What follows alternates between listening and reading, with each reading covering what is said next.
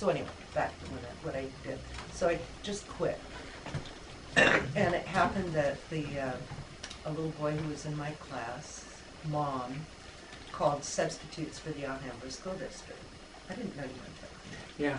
Okay, so I was very interested in going to the Alhambra District because it was much more varied and had many more opportunities, a lot more minority kids, a lot broader socioeconomic base, because my heart has always been with people with problems. You know, that's the way I've always been. Not that you guys had problems. You didn't, but I mean, we you do know. now. Okay. Help us. But you know, everything you say about me, those qualities is what led me to where I went, which was to alternative education. And I didn't do it the easy way. I was offered jobs right away in the classroom, and I turned them down. I didn't want to do that. So what did I do but substitute wherever they gave me to substitute, at the psychiatric hospital, which the district supplied teachers for. And then there was this place called 8 Park. And if you notice there's an 8, probably didn't notice, I've got so much junk in here.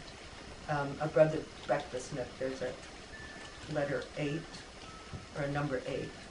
And that's off the door frame of the room where I started my career in Alhambra. And it was a storefront. And the way I got the job was I happened to wander into the, again, fate and what you do and where you happen to be, into the, I don't know what he was in charge of, personnel or whatever. Wandered into his office looking for another alternative kind of an assignment because I didn't really want to do the, you know, regular classrooms. And he said, "Oh, interesting you're here." And I said, "Oh, really?" And he said, "You know that 8 Park where you substituted?" And I said, "Yes."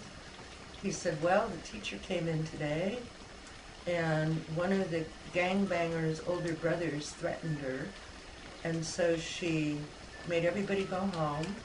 She locked the door, and she brought the key to me. Would you like that job?" And guess what I said? Oh my goodness. So that was the way I started there. Wow.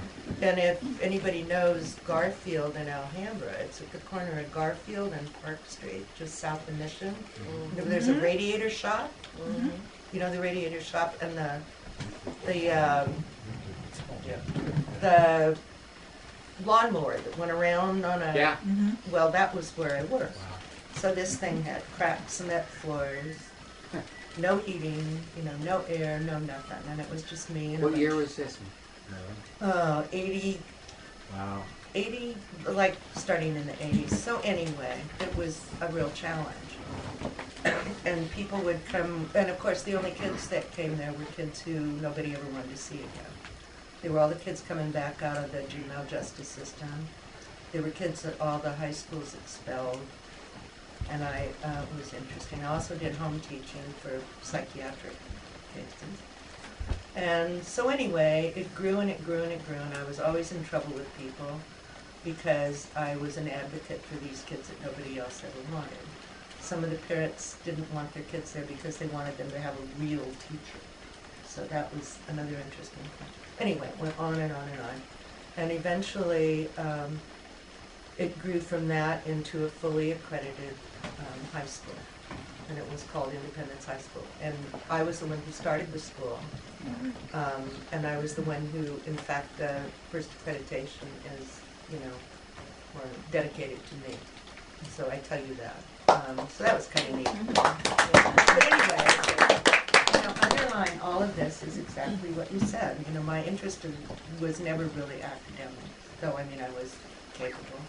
My interest was the whole person and respecting people and loving people and enjoying people. And of course love of sports didn't, you know, hurt. But that's how I wandered down this path. Along the way I got fired. I was used as a scapegoat because the program wasn't successful. And interestingly enough, the woman who fired me lost her job, has been in 3 different districts since that happened, so I was vindicated.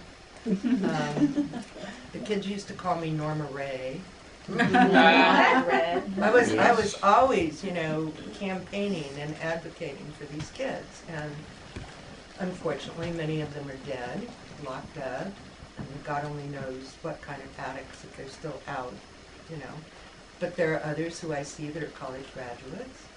I just had, just a few weeks ago, I told Dick about one young man that I saw recently. I just had a call from one this past week who's got to be, 35 years old. It was in the early days of 8 Park.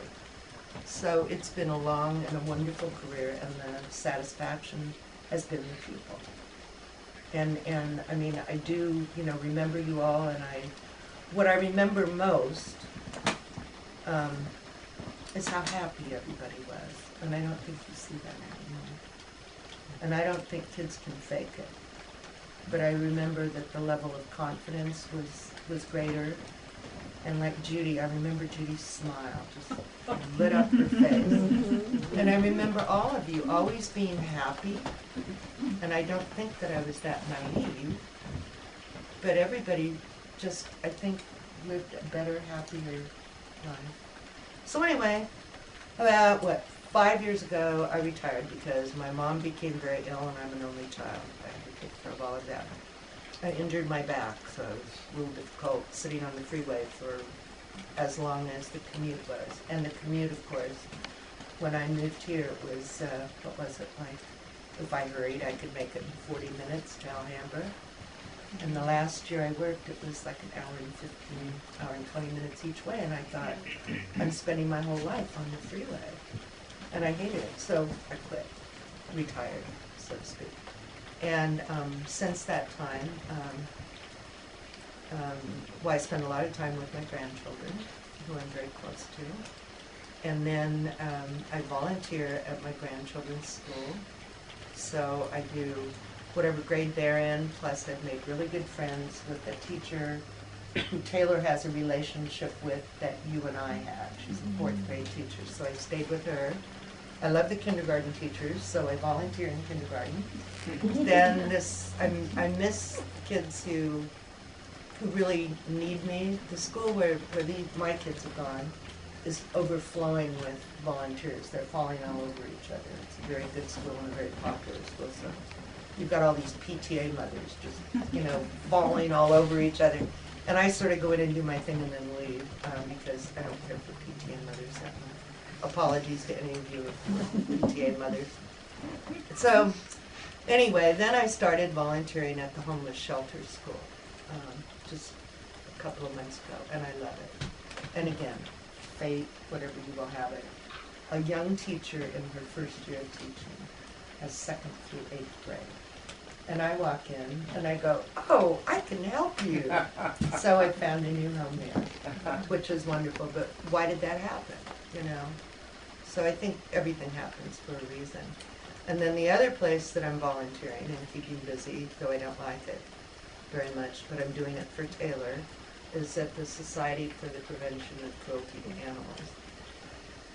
And it's fine, except they're all PETA people. I mean, people that, care more about their animals than people. And I'm thinking, here are all these volunteers falling all over each other with nothing to do, while there are little kids that would give, anything to have somebody come and help them learn to read. Mm-hmm. So the reason I'm there is because they have a junior volunteer program. And when you're 12 years old, you can volunteer there if you have an adult with you. So she wants to volunteer there, so I'm putting in my time. So I keep very busy and I have a wonderful time. And this has been one of the most exciting things that I've done in, God only knows how long. But thank you all. It's very special.